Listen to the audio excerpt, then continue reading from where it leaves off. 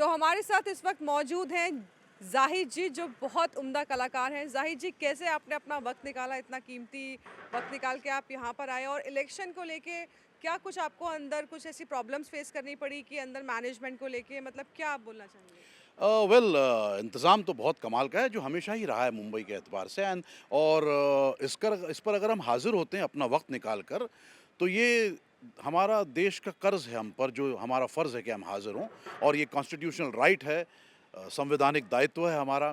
और आवाज़ इंडिया के तमाम दर्शकों को मैं सलाम, प्रणाम, सत श्री अकाल, कॉपी टू ऑल। हमें मौका मिल रहा है कि आपके सामने पेश हो रहे हैं और इस फ़र्ज़ को मैं चाहूँगा कि आप सभी भी निभाएँ। जब-जब मौका आए तो सी टू इट दैट आप भारत माता के लिए हमेशा खड़े हैं।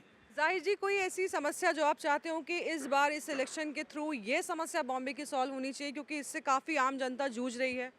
समस्याएँ देखिए बहुत सारी हैं। अभी अभी मैंने जो फ़िलवक़्त जो महसूस किया, जब हम वोटिंग के लिए आए तो हमें 15 मिनट इंतज़ार करना पड़ा, इसलिए कि एक शख़्सियत जो हैं, I don't want to name anybody, but एक एमएलए आए हुए थे, जिन्हें वो लिस्ट में वो मिल ही नहीं रहा नाम। तो उनका फ़र्ज़ था कि वो पहले उसको फ़ॉलो अप करते। तो कॉन्स्टिट्यूशनल जो राइट है उसके साथ-साथ जो प्रोटोकॉल्स हैं उसको भी सभी को फ़ॉलो करना है, चाहे वो आम जनता हो, चाहे ओहदेदार हों। तो अंदर वहाँ के जो जितने भी जो ओहदेदार लोग हैं, रिप्रेजेंटेटिव्स हैं फ्रॉम द गवर्नमेंट, उन्हें बड़ी दिक्कत आ रही थी बिकॉज़ वो ट्रेस नहीं कर पा रहे थे। तो यहाँ जो जितने लोग खड़े हैं क्यू में, 15 मिनट तक परेशान, फिर हो हल्ला हो रहा है, तो then we had to intervene and समझाना पड़ा।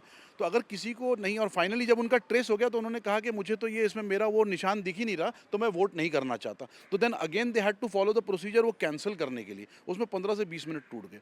तो ये चीज़ होनी चाहिए कि अगर कोई भी अगर पोज़ीशन पर भी है, तो उसे प्रोटोकॉल फ़ॉलो करके वो वहाँ चेक करके आए, पहले जो लिस्ट है वहाँ चेक कर ले। अगर उसे वोट नहीं देना है तो वहीं से कैंसल हो जाए। किसी की गर्दन पे आपके तलवार तो रखी नहीं है कि आपको वोट करना ही है। लेकिन अगर आप दूसरे कम से कम सिटीज़न्स का वक़्त ना ख़राब करें, और जैसे आप देख रहे हैं इस वक़्त 5:20 हो रहा है, करीब है वो वक़्त जब इलेक्शंस की वोटिंग ख़त्म होती है, और अगर लोगों की अगर भीड़ बहुत ज़्यादा है तो उन्हें अगर मौका नहीं मिलता, तो that will be really denied, they will be deprived of this right, you know. इस बार के इलेक्शन में यूथ बहुत बढ़ चढ़ के भाग लिया है। बहुत सारे यूथ को हमने देखा है वोट करते हुए इलेक्शन के लिए टाइम पे। तो यूथ को आप क्या मैसेज देना चाहेंगे? आपके जितने फैंस हैं जो देखेंगे आपको, उनको क्या मैसेज देना चाहेंगे?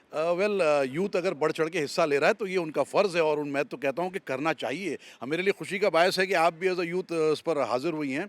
और देखिए, हमारे लिए सिर्फ़ वोटिंग नहीं ज़रूरी है, हमें ये भी देखना है कि हम किस पार्टी को किस एतबार से वोट दे रहे हैं, किस कैंडिडेट के किस किरदार को चुन रहे हैं, और साथ ही साथ हमारा जो अपना जो पूरा जो स्तंभ है, जो भारतीय स्तंभ है, जो भारतीय संस्कृति है, भारतीय हमारी जो सभ्यता है, उसको किस तरह से पालन किया जा रहा है।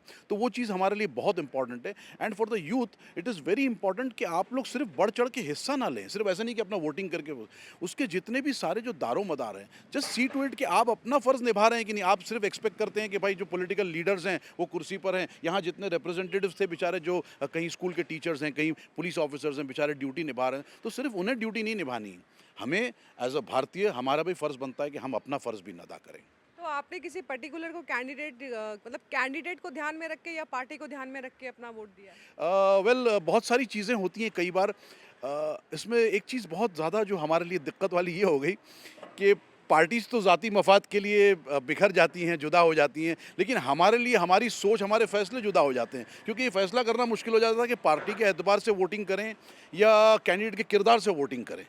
और कई बार ये भी होता है कि जिस कैंडिडेट को आप चाह रहे हैं, जान रहे हैं, वो कहीं और शामिल हो गया और उसका जो उस पार्टी का कोई और नुमाइंदा खड़ा हो गया है।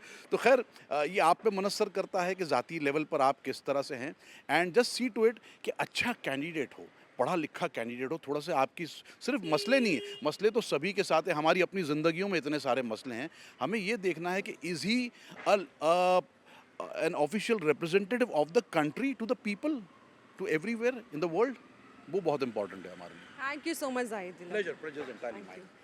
तो ये थे ज़ाहिद जी, जिन्होंने अपना जो है अपना एक विचार रखा है कि किस तरीके से जो है समस्या सॉल्व होनी चाहिए, और एक यूथ जो है वो खड़ा होना चाहिए, पढ़ा लिखा होना चाहिए, जिसे इतनी समझ हो कि वो सबको साथ लेकर चले, ना कि एक गठबंधन करके दूसरी की तरफ मुड़ जाए। तो हम देखते हैं कि यहाँ पे ज़ाहिद जी ने अपने विचार रखे हैं, और आगे भी देखेंगे कि कल जो इसका रिजल्ट आने वाला है वो क्या होगा।